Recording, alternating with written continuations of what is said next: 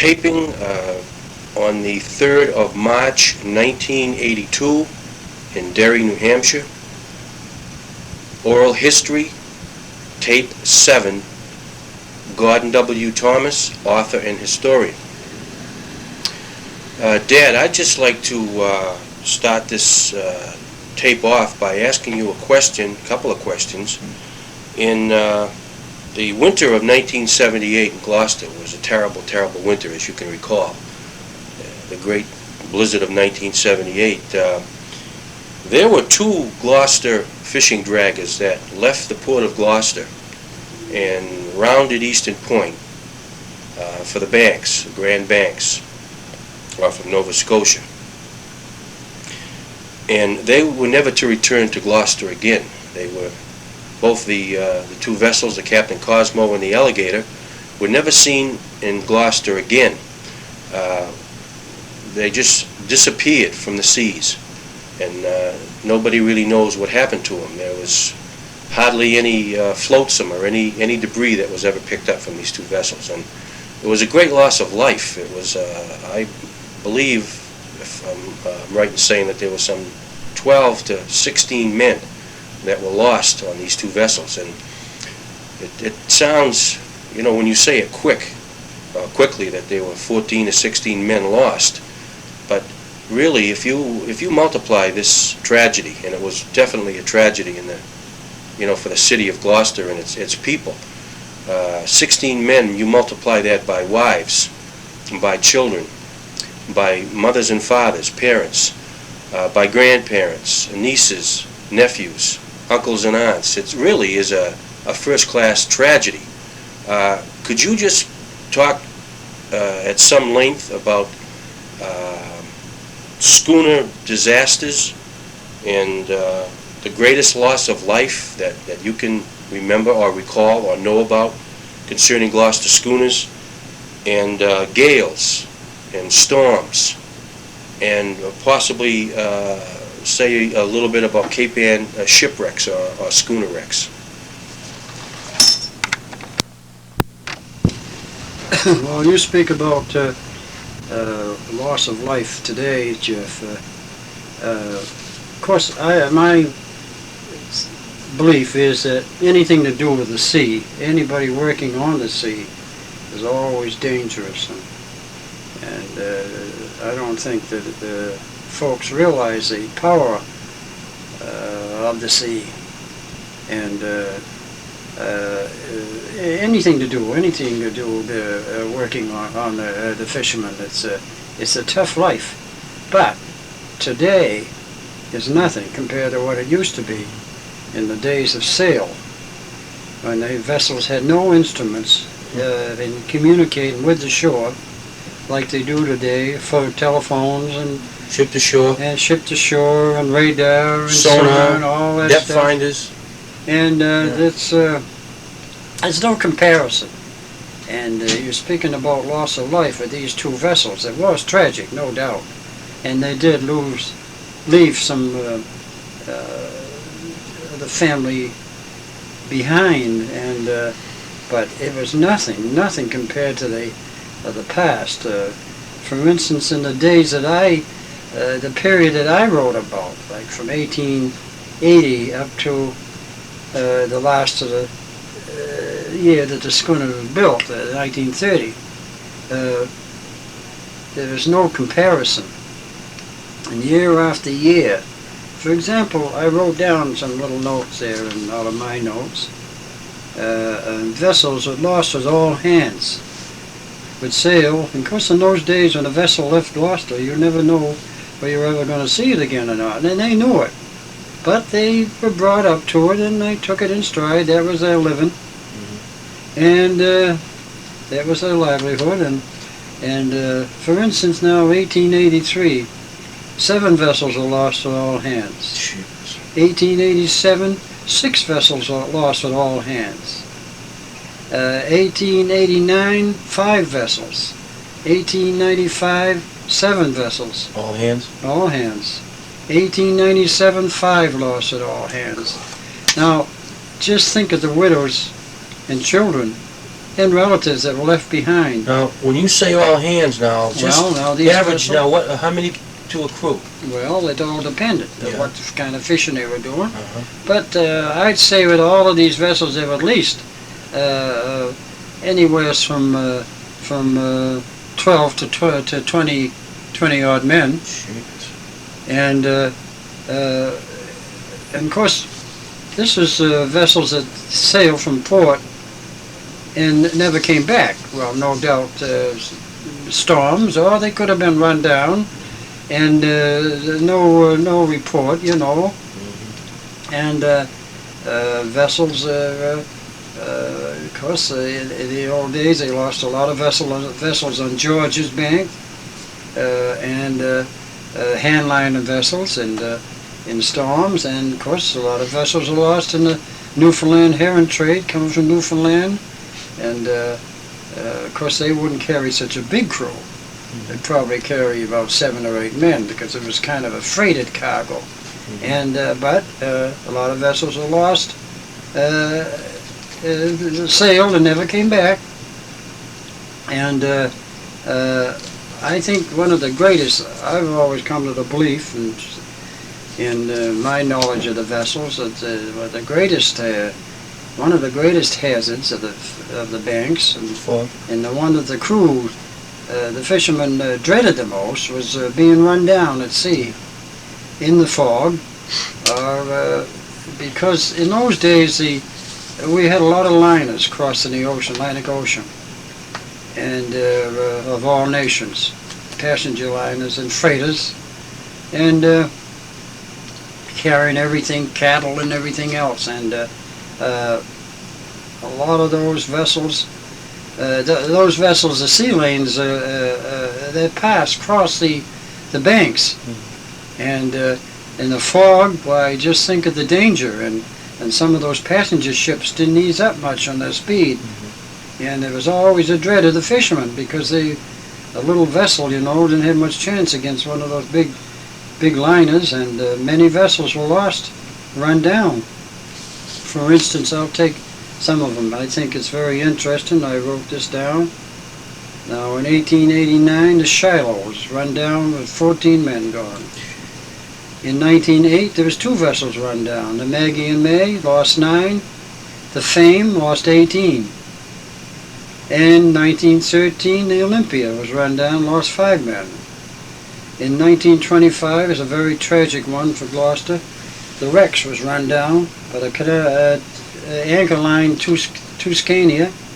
Tuscania? Yeah, and 15 men went down with it, including the little son of the cook who was out on vacation.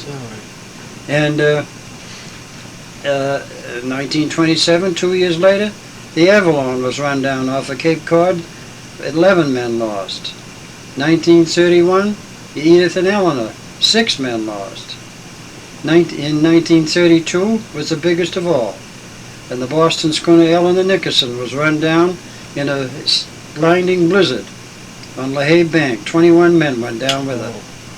And just think of it did quite a job on the maritime provinces, because there were so many men from the different counties that were lost. Originally came from those counties, and the relatives that they left behind. 21 men, and including the captain. In 1941, I think was the saddest of all, in the period that I wrote about, when the Mary O'Hara was run down, run into a barge in January 1941. A bitter cold night, down around 0. And she was coming up Boston Harbor, coming in with a trip, and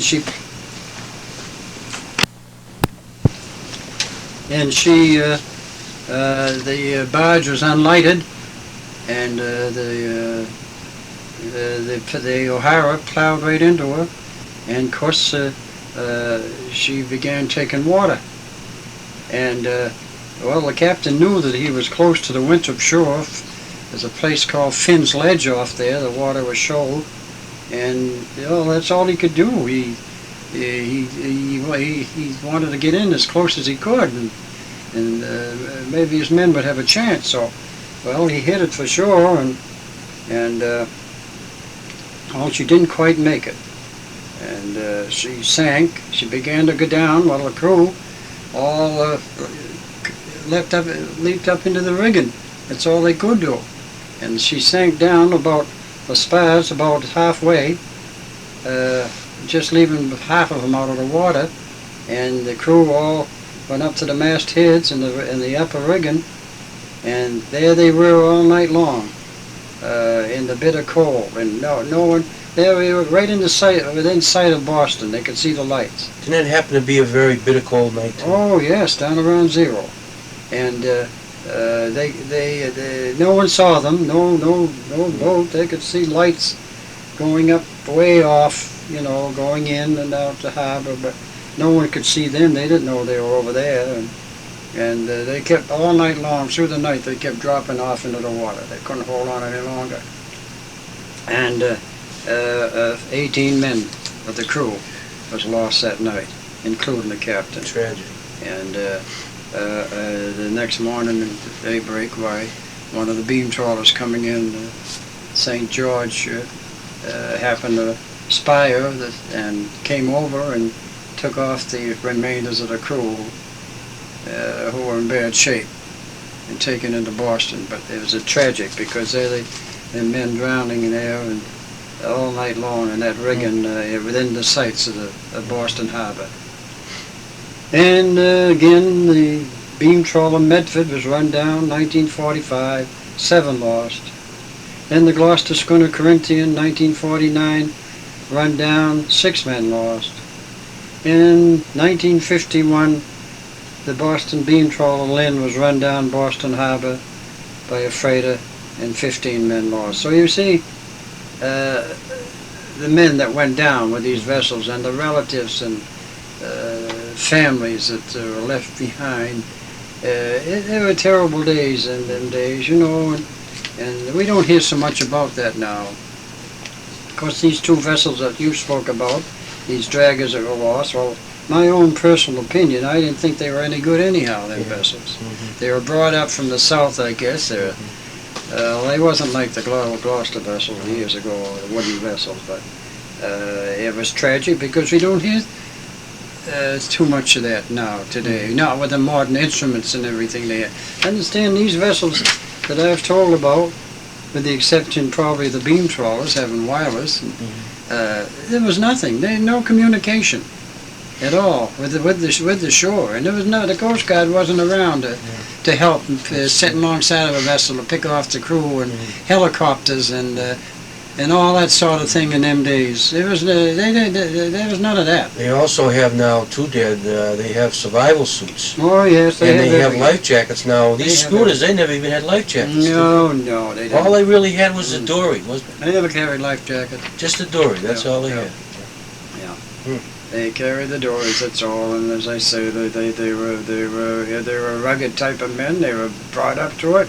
It was that life, and they were equal to the task. And now you speak about Cape Ann shipwrecks. Well, in my time, and I can remember growing up, there was not too much many lives lost in Cape Ann shipwrecks. We lost vessels.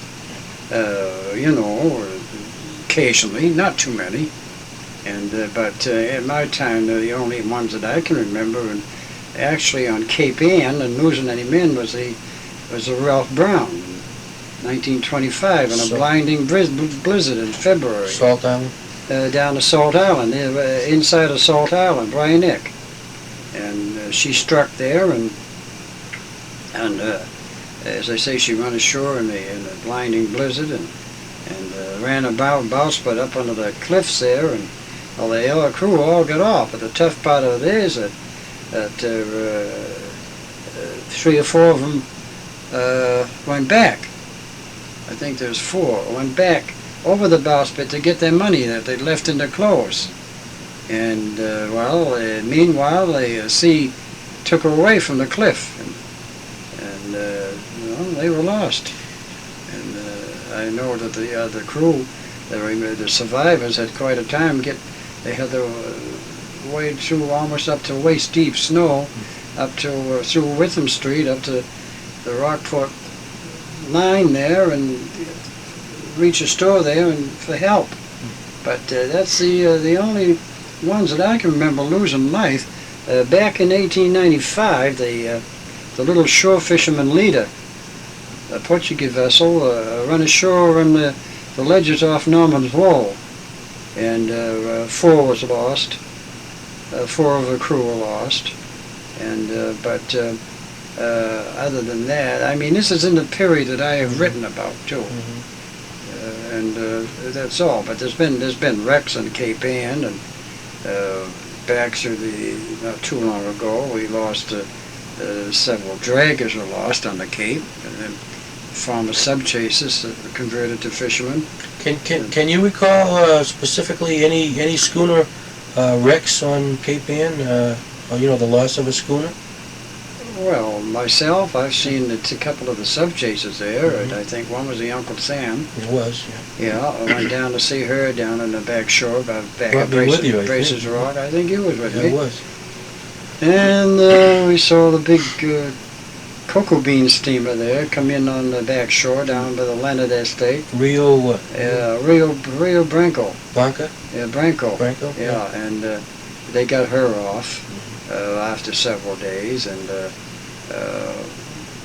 I remember years ago, 1918, from Rockport, I saw the wreck of the Mary Sears, first Mary Sears, there was 2 of them, on Salvage's Rocks. Salvage's Rocks off of Rockport, with a bow way up in the air. She was lost. She went to pieces there. And, a couple of coasters, 2-3 coasters through the years. But the Ingomar on Plum Island. The Ingomar, I never saw her, you know, and she was lost in Plum Island, and within a few years, the John J. Felon was lost on the tip end of Plum Island, and no loss of life, of course. And her engines are supposed to be visible at dead low tide. Yeah, they say they're still out there, no, there wasn't a great many, not in my time. Reading through my notes and things before that I can remember, there was a lot of coasters lost on the Cape, lots of them, and I got a pretty good record of them, and a lot of coasters, but no loss, no loss of life to speak of. There might have been 1 or 2 or something like that, but we were fortunate that way, because of course you take the Nova Scotian and Newfoundland coast, my gosh, vessels that run ashore, and even the Maine coast too, especially down around Pemmican Point there, a vessel was lost, the biggest part of her crew, and down all along the Maine coast and the Nova Scotian coast. God, the vessel went ashore there in Jordan Bay, down near Shelburne there back in 1912. The Patrician lost about 14-15 men in the storm. And as I say, the Nova Scotian shore is very, the coast was a very rough coast, and Newfoundland, of course, too. Dad, speaking of the Nova Scotian coast, wasn't there a great gale that took a tremendous loss of both Lunenburg, Nova Scotia vessels and Gloucester vessels? That was the August 1927 gale. Generally, all through the years, we always heard the fishermen tell about the August gale. Generally, at that time, most August, there'd be a big gale. It's a funny thing how it worked. Of course, now they call them hurricanes, but we call it the August gale. And that particular year, 1927, I think the Gloucester schooner Columbia was lost. She's fishing in on the island. See, them handliners would fish in close to the island, because the codfish there were big codfish they used to get there, and there's good fishing. And they used to fish in close, but as signs of bad weather, a storm coming, why, they'd get out of there pretty fast. They had to. But this particular gale in August 1927, 3 Canadian vessels went down with all hands, and the Gloucester schooner Columbia, she carried down about 23 men. And that was quite a loss to the maritime provinces, because including the Gloucester vessels. Most of the crew was all from the maritime provinces. But we've lost a lot of vessels out of Gloucester, Boston. So would that August gale be the greatest loss of life in one storm? I'd say so. Because the vessels carried a big cruise. At least from the time period you covered, 1880 yeah, to and 1930. I'd say probably of all times. Because they carried big crews. So you're talking... Now, 23 men on the Columbia. Yeah. And the Blumenbergers were big vessels. Yeah. They must have carried 23, 25 men apiece. Yeah, we're talking about what, 5 vessels? 4 vessels 4 altogether. vessels, you're probably talking 60, 70 odd men, aren't you? Yeah. Good. And we used to lose a lot of vessels years and years ago, due principally to the poor type of vessels that we had, the shoal draft vessels, and the way that they fished, they're anchoring on Georges, and a sudden storm would come up, and because that's shoal water that they were fishing there, and you know, in a storm you had to get out of that shoal water, and the one vessel all it had to do was drag its anchor and lose its anchor, the cable snap, and down she'd come into the fleet and bang into them, and he lost a lot of vessels on Georges that way, you know, but it was due to that type of vessel and that method of fishing. But I'd say that August 1927 gale was the worst. The worst. Yes, it must have been, because I know 1900, the fleet got caught off of the Virgin Rocks. They were fishing, the salt fishermen. Virgin Rocks off of Newfoundland. A little distance off the Newfoundland coast to the east of there, towards Europe. That the fishing was always good there, and the salt bankers used to go there years ago, dory handliners. And they got caught there in the big hurricane in September. Well, that was the Galveston hurricane that swept Galveston, which is one of the most famous storms in history, what you recall, 1900. And that's the gale, that's the hurricane that wiped out Galveston, Texas, with a great loss of life and damage to the property and so forth. And it swept up off the Gulf, up the coast, right up to the Grand Banks, and caught some of they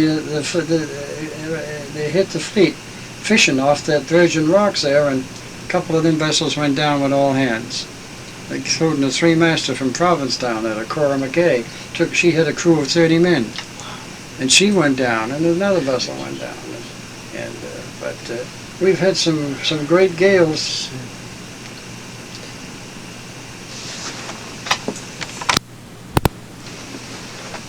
Of course, as I mentioned, in this loss of life in these vessels, fishermen, the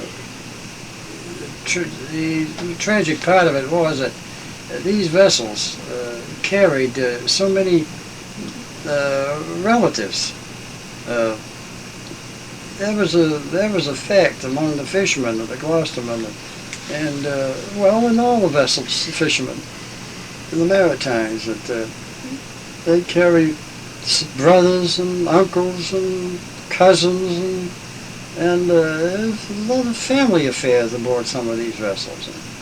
And I know my own, that's why my father would never take me. He said that there was enough Thomases aboard. I wanted to just go out for vacation or something on a trip, but he wouldn't take me. He said that if the vessel was run down at sea or something happened to it, and there was enough Thomases aboard to go down, be lost without me going along, and he wouldn't take me. And oftentimes the vessels would take, during the summer, one of the cruise boys. I know my father did, because that was up to his crew. The crew wasn't up to him. It was all right with him, but he just wouldn't take me. And I wanted to go because the sea was in my blood. But I know at one time my father carried, I think 3 brothers and about 5 cousins. What brothers did? Peter and Freeman. And he was in his crew at one time, and cousins. The cook was a cousin, Frank Thomas, and a cousin, and later on, when he had engines in his vessels, Fred Thomas was the engineer. He was a cousin, and we carried a lot of Thomases, and that's the way it was. It could be several brothers, brother-in-laws, father-in-laws, and they were like that. I know there was a vessel run down, I think around 1912. I wrote about in Fast and Able. The John Hayes Hammond ran into a Canadian vessel in the fog and sunk her, the Uranus. And I think she had 16 members of one family aboard, Schooners. They were from down along the Nova Scotian coast. You don't know where? And where she's run down? No, where the Coolins came from. No, I don't know whether I mentioned the Fast and Able or not, but they came from one place in Nova Scotia, and she had 16 aboard. No loss of life. They got them all. Yeah. But it's just an example. And they were noted for that. You know what I mean?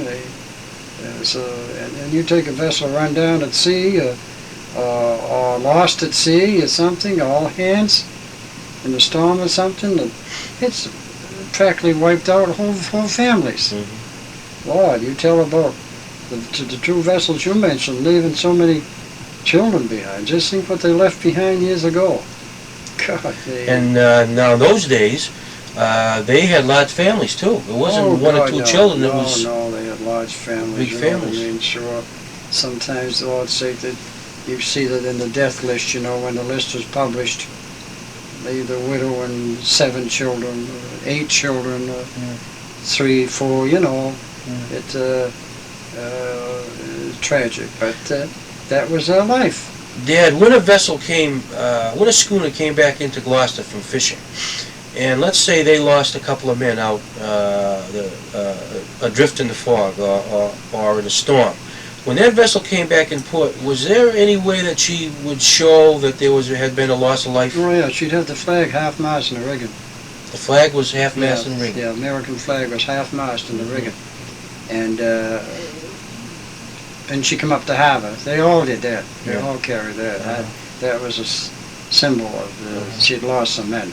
Now sometimes those men were picked up, which is a fortunate thing. Some other vessel, they might be picked up by another schooner that was fishing nearby or something and brought into port. So that was made a happy reunion when they did that. And sometimes the steamer would pick them up, take them across the ocean. That's happened. You know, that steamer wasn't going to turn back into the United States and land some men, you know. And when a schooner lost a man or 2 dory mates in the fog or in a blizzard in the winter, but were there, is there anything you can recall, let's say one schooner losing more than 2 men at one time adrift? Oh yeah. I think the Marine lost about 8 one time. And at one time? Yeah. And they were never found? No, that would be about 4 dories. Good. You know, and And then another tragic thing happened, I think it was 1917, off of Provincetown, off the Cape. Off the Cape, they were fishing. The Portuguese vessels did that sometimes. Fishing on the shore. There were 2 big vessels, the Natalie Nelson and the Mary Santos. Single dory fishing, 1 man to a dory, and squall came up. Sudden squall. And they said, fishermen have told me when the squall at sea comes up, it'll come right in a flash. It could be sunny and fine, and the next thing you know, you're right in the middle of a squall. That's how they used to strike. And it hit these vessels with the dories out off the Cape. And I think, I think they must have lost 20-odd men. Wow. They lost 20-odd men. From several different vessels? Yeah, there were 2 vessels. 2 vessels. 2 big Portuguese vessels, yeah. They're single dory. The dories just overturned? Yeah. Squall, yeah, that's right. And the Clara Silver, I think in 1912, I wouldn't be sure on the date, but I mean that she was fishing on Jeffries. She was a Gloucester shore fisherman. Jeffries Ledge?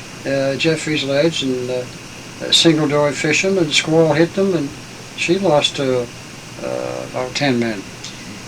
And, you know, the things, as I say, the sea, you know, is, never underestimate the sea, the power of the sea. But today is nothing compared to that. They might say it is, as I say, anything to do with the sea is tough. All kinds of fishing is tough. I don't care what it is, no matter how much modern stuff you got. But today is nothing, nothing compared to it.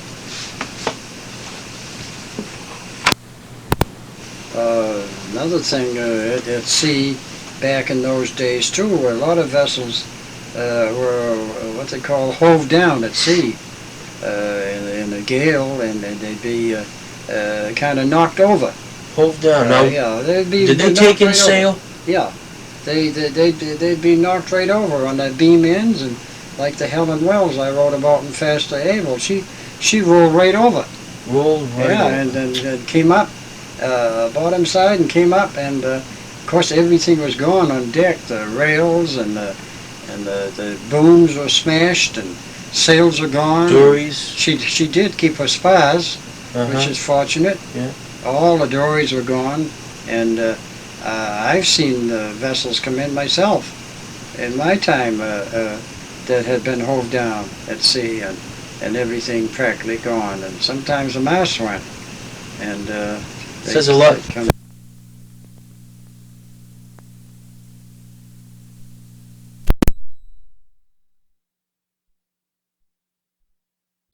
It was a known fact that she rolled right over and came up the other side, because I talked with fishermen that had sailed in her since that time.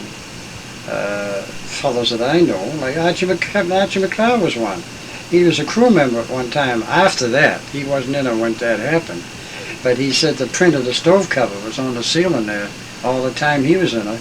And other fishermen told me the same thing, that the print of the stove cover, that showed that she had been bottom up. What was her skipper there? His skipper at the time? Yeah. I think his name was Surratt. Yeah, it's covered in my book Faster. I can't always think of the you know, can't always remember everything, but that was one of the most famous cases of being hove down. But in the big storms at sea, many vessels were hove down, dismasted, and towed into port. And sometimes they'd still make up a jury rig, and you know, and Cavalier was dismasted. Cavalier in 1911 was in the bank south of Newfoundland, and she sailed down within so many miles off Gloucester, and the Coast Guard cutter picked her up and towed her in, and she had lost both spars, and Captain Popper sailed her back to Gloucester with blankets and whatever he could put his hands on. Is that right? Yeah. And, but I've seen vessels come in with no spars. I saw the Ruth and Margaret come in with no spars one time. Elsie Silver got hove down off Cape Cod. She lost her spars. Both masts. Yeah. Wow. Yeah. See, generally when one went, they'd pull the other one down with it, you know. And it must have been quite a thing at sea to lose a mast like that. But back in there was two great gales. Going back to Gloucester, the Cape Ann wrecks. In my records, it was before my time, there was two great storms that hit Gloucester right close together. One was, of course, the Portland breeze, November 1998, snow was a blizzard, and that a great deal of damage in the harbor. Vessels ashore everywhere, and of course that all along the New England coast, that was a mess. That was a great storm, and that's the one that the big side wheel Portland went down with all hands off of Gloucester, off of Cape Cod rather, and she got as far as Gloucester and then carried across the bay and went down with all hands. They named the gale after her, the Portland breeze. Was it a grayling loss in there?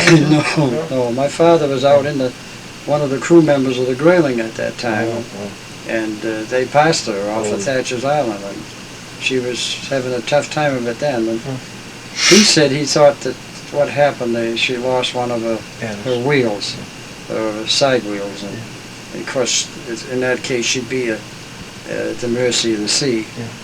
And there was a lot of damage in the harbor and everything, and wrecks all over the place, coasters, and Lord knows what, because there's a lot of coasters around them days, a lot of sail, a lot of sailing vessels. There's nothing today.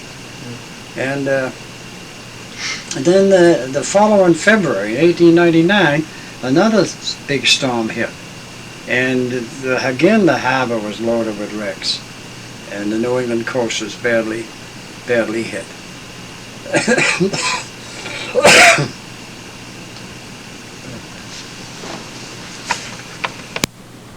Yeah, and speaking about the vessels that lost at all hands you asked me about, well, sometimes it'd be a long time. The vessel just sailed on a trip. She might be going to Grand Bank, she might be going to George's, well, any of the banks. She might be going down Newfoundland with a load of heroin. And the days would pass and not a word would be heard from her. Of course, as I said there was no communication in them days. There was no Coast Guard. You know, we had Coast Guard cutters, but how many did we have? Probably a couple patrol the New England coast. But in my records, they never saved any fishermen. And a lot of times the liners that would run down a vessel would save the survivors, because they'd start and put out the lifeboats, and you know, if they could, you know, they done the best they could. But sometimes it was quite a while. Like take for instance, a vessel sailed to Grand Bank. Well, she sailed, and the days passed. No one had spoken to her. The vessels had all come in from fishing on that place where she was supposed to have gone. They hadn't seen her. She wasn't reported by anybody. And the days would pass, and well, after a while, the vessel was given up by the owners. It wasn't official till the owners gave her up. And say the vessels were supposed to return in, say, 4 weeks, and like 8 weeks had passed. Well, then the vessel was gone. She hadn't been reported by anybody. Like a vessel that sailed from here to go to Newfoundland for a load of heroin. Well, say they give her probably like a week to get there. Well, if 2 weeks passed, 3 weeks passed, that vessel was gone. They never heard her. She'd never reported. See, no one knows what happened to her. No records was found. Sometimes they'd find some records, not often. And you know, and that's what happened. I wouldn't be a bit surprised that in between a lot of places there's never reported that Sable Island picked a lot of them up, but it wasn't reported. They're not an official list. You know, there was no proof. But I know they got the Puritan and those big bars sticking out each side of the island there under the water, and no doubt they picked up a lot of vessels, and no one never heard of them again. But that's when the owners gave the vessel up, that was official. And then the cruise list would come out in the local newspaper. They published the cruise list. The vessel had been given up, and that was it. That was final. But sometimes it was a long time before the Columbia was a long time before they'd give her up. But I don't know where they thought she was, but they found wreckage of her. A couple of the Gloucester vessels come in, found pieces of dories and things. With a name on it. Yeah, and it was a tough life for the Gloucestermen, wasn't it? Yeah, it was a tough life in them days. As I say, there's no communication with shore, which was tough. The vessel sailed, and the only way that some other vessel would, well, we spoke so-and-so on the Grand Bank. The Talisman, say, for instance, was spoken to by the Georgie Campbell in such a day on Grand Bank. That's the way it came back to the newspaper. Word of mouth. That vessel would come back in Gloucester and say she saw such and such a vessel on on Lehigh Bank or Emerald Bank or somewhere, and that was the communication. Or the vessel went into port for repairs or something and reported. You know, that's it. Sometimes the vessels would, like the haddockers, the halibuters or something, but if the fishing was poor, I'll say a halibut was supposed to be gone 4 or 5 weeks. I've seen the time, like my own father, she'd go back into port and refit. And of course, if that generally happened, they'd send word home that she was probably put into Cancel or Sydney somewhere and refitted. That meant the trip was doubled. Instead of 4 or 5 weeks, it might be 8 weeks. They extended the time. Extended time, see? She refitted provisions and bait and stuff and went out again. And I've seen my father gone 10 weeks. Well, it's a long time. As I say, today is nothing. It's nothing today. Well, I don't know, it's a business, I call it. But they got everything at their beck and call. There's the vessels, I get a kick out of it today. Of course, you might say I'm prejudiced, but I'm from the old school of the Gloucestermen. And I noticed today that whenever vessels lost, of course you spoke about those 2 vessels, which was tragic. But I claim that if the vessels, them things were no good anyhow, that's why they were lost. But you take all these vessels that's lost today, and we lose quite a few each year, most of the older boats. And the vessel springs a leak.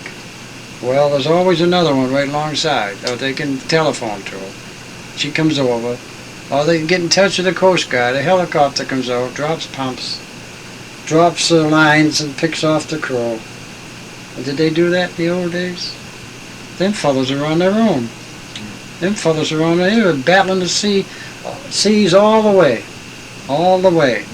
And the biggest part of it was the skipper's knowledge and the respect they had for him and in his knowledge. And that's why I say they were great men, and they never had no Coast Guard or anything sitting alongside of them. So I tell people that I bring to Gloucester that haven't been there. I tell them that the schooners are gone, and the fishing industry has changed, and they have different techniques now, and everything has changed. But there's one thing that's never changed, and it's always the same, and that's the sea. And when the sea really wants to take a vessel or a fisherman, it will do it. That's right. That's right. That's. Dad, we just want to go in a different direction now for just a little while here. I want to ask you about, to talk briefly about different methods of fishing from approximately 1880 to 1930, the years that you wrote about in Fast and Able. Could you just talk a little bit about that, the different types of fishing? Oh, of course, just give you an outline of it. There's several different kinds of fishing, and back in the old days, there's what they call the hand line. And they fished on Georges mostly. That's why they call it Georgiaman. They fish from the deck. The crew fishing with hand lines over the rail, right from the deck, in shoal water on Georges. And fishing was good. And down on the shoals, and shoal water, see, generally was fish. And of course, fishing on Georges was a dangerous game because there's several shoals out there, and if the storms spring up, why, you had to get out of there quick. And but a lot of vessels are lost out there, as I mentioned before. But that was the hand lining, and then of course you had your halibut. Halibut was considered the hardest of fishing because of they fished on the far-off Newfoundland banks mostly, and the fish, of course, were big, heavy to handle. How big are we talking about? Oh gosh, some of them. Oh, of course, I'm not going by the record halibut, but a big halibut would be around 300-400 pounds. And you pulled him up with a hand line? Oh yeah, and the trawls. and they bring him up to the side of the dory, and then they clout him over the snout. Club. Yeah, with a club, a gobstick they called it. And they stunned him so they could, like, knocking him out. So it wasn't a stick and Tommy now. That was different. No. All right. Stick and Tommy's a candle. All right. And the halibut was considered the hardest. They use heavier gear, and because they are 2 men to a dory. The dories were larger and everything, and that was considered the hardest. And then, of course, you had the haddockers, double dory and single dory, and they would be shorter trips. The halibut trips were usually longer, and the haddockers would, well, you had your shore fishermen. Shore fishermen fished on the nearby banks along the coast. And there were smaller vessels. A And, day trip? yeah, Two days. usually single dories, and they might be out a couple of days. They might be out 3 or 4. Probably land a couple trips a week or something like that. That's the shore fishermen. And the bigger haddockers, they'd fish off of Cape Cod and the Channel and Georges, down Brown's Bank off of Nova Scotia, and then we had the shackers. The shackers, my father made a lot of money shacking. That was the first part of the trip would be salted down. He'd fish up off of Nova Scotia coast, Cape North, up the Gulf of St. Lawrence. The first part of the trip would be salted down, salted, and like a salt fisherman. And then the last part of the trip would be brought back fresh. And so she'd come back with fresh and salt, both. That was called shacking. And of course then you had your mackerel seiners. Mackerel seiner was considered the easiest of fishing, because they'd done a lot of cruising, trying to find the mackerel, find the schools, sighting the schools, and there was a lot of time at leisure at sea. Now, how did they catch the mackerel? Hand lines? Well, no, they caught them at seines. Mackerel seines. seines. Okay. Yeah, they had carried a couple of seine boats, the big vessels, and they'd the lookout up on the masthead would sight a school of mackerel on the surface. Mackerel used to school, and they could see them. And the call was given down to the deck, and then the crew would get in the same boat. Then they'd circle the school with the seine. Was this a like purse seine? Like a big bag. Okay. And they draw it together, and bring it alongside of the vessel. You haul it up with winches? Yeah. And but mackerel seining was considered the easiest. Of course, the vessels in the seining fleet were considered the fastest. They were built for speed, and our fastest vessels out of the New England ports were usually built for as seiners. Could you mention a few schooners that were mackerel? Oh yeah, the Big Oreo was built for that. The Clintonia, the Survey, the Stiletto, and Esperanto. All them fast vessels were built for mackerel seiners, and because they had to get the mackerel to port fast. The faster the better, to keep them fresh, and to get the better prices. And that's why the mackerel vessels are built more for speed than like a halibut would be built. Of course, that's not saying that you wouldn't find a fast vessel, a halibut or something. But I mean, usually the mackerel vessels were the fastest. And we had our salt fishermen. There was 2 kinds of salt fishermen. Salt bankers, who used double dories, 2 men to a dory. They set trawls like a haddocker or halibut, and the fish was caught, brought ashore, brought aboard, split and salted down. And the vessel might make a couple of trips a year. Might start out in March and his season will be over probably in October, and probably 2 trips, sometimes 3, during that period. And then we had what they call the dory handliners. That's another branch of the salt fishery. Single dories, small dories, 1 man to a dory, and fishing from the dory with hand lines, like we might go ourselves off the shore and fish over the side of the boat. Would he have just one line in the water? Yeah. He'd fish right from the rail of the dory, and those are called dory handliners. You see, 1 man to a dory, well, they might carry 25 dories or something, see, and piled up on deck, and that's the way they fished. Those were your principal methods of fishing. Daddy, the price of haddock in, let's say, the 20s or the 30s, what would the price of haddock bring to mind? Oh, say like the 20s there, Lord's sake, the haddock 4 or 5 cents, 5, 6 cents a pound. Pound. And today haddock's selling for oh God's sake, 4. This winter there's out of the boats there is a couple of dollars, I guess, out of the boats. Well, that's by the time they fillet them. Why, you see what it would cost. By the time it gets to the consumer, 3 something a pound, 360, 380, 390. Yeah. Lord's sake, they never got no prices for fish in those days.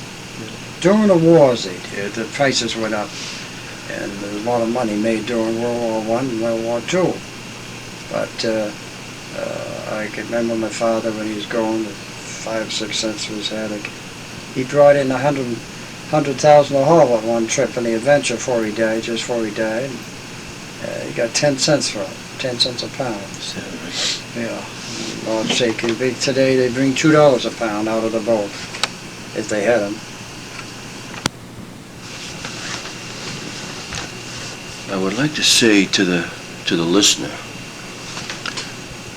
at this point in time, I would like to make a few comments, and I would like to make these comments to the listener, whoever he or she may be. That some day in the future plays this tape. It never ceases to amaze me. As I've been conducting this oral history with my father. Really, what an unusual man and remarkable man he is. Truly, Gordon Thomas's interest in schooners and the Gloucestermen has been his passion. That's very obvious to the listener.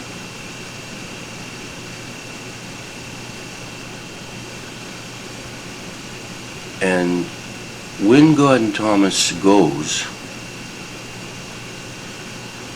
leaves this earth, he will take with him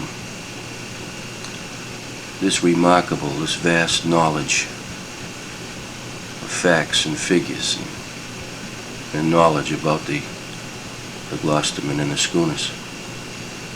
And that's why I think this oral history and this taping has essentially become, with me, somewhat of an obsession and a passion, because I think it's so important. I guess what we've really been doing here for the last several months, recording this oral history, has been conducting an audio version of a mini Fast and Able, his book. But again, this tape I think illustrates, talking about the schooners, how much knowledge this man has concerning the subject. And my God,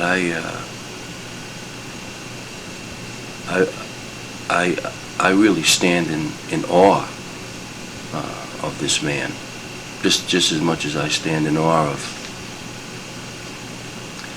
writers like Garland and Kenyon and Peter Anastas. But he really, I guess you could say that I'm probably, in a sense, the living legacy of Gordon Thomas, being his son, because ever since a boy I've been exposed to the schooners and the Gloucestermen, hearing countless stories by my father, and accompanying him on much of his travels and research when I was a small boy.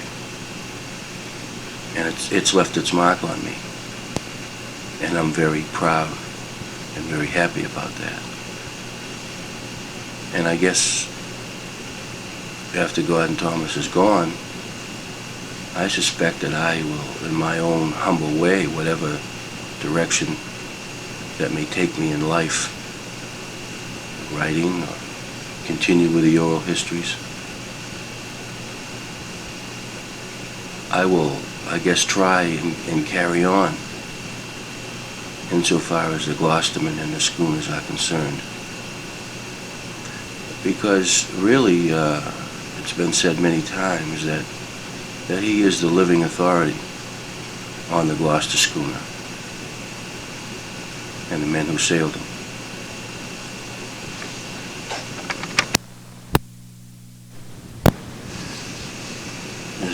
Essentially,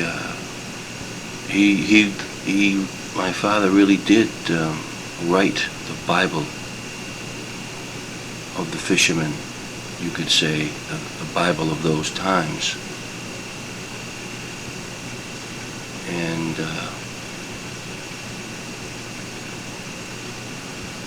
you can look back at it now and reflect on it, on his research. It must have consumed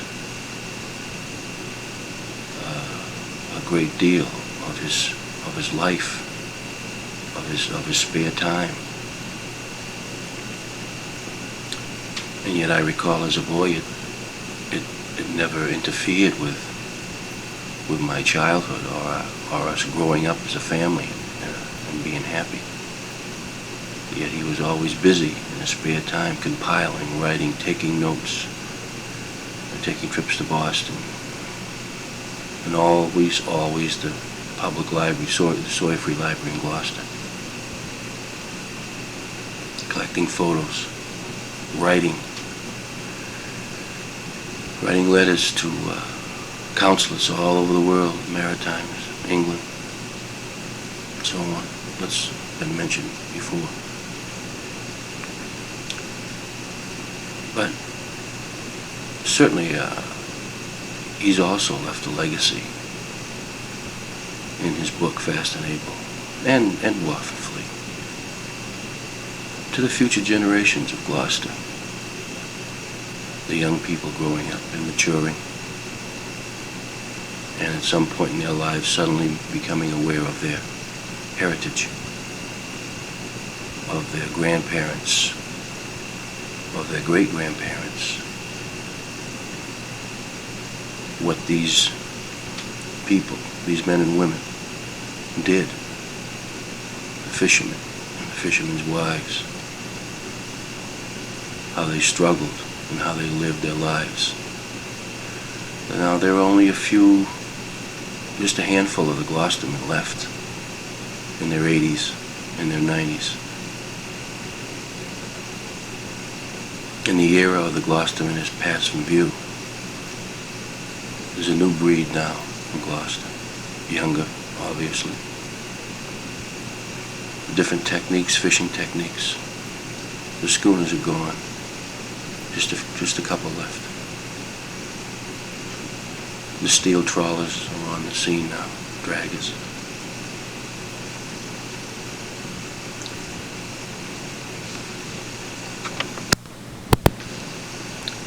And still they go out to sea and face danger and death daily. For the sea is both beautiful and cruel.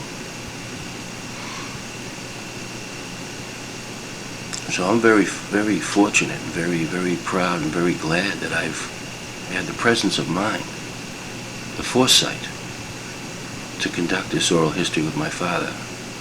Because I don't really know who the listener will be in the future.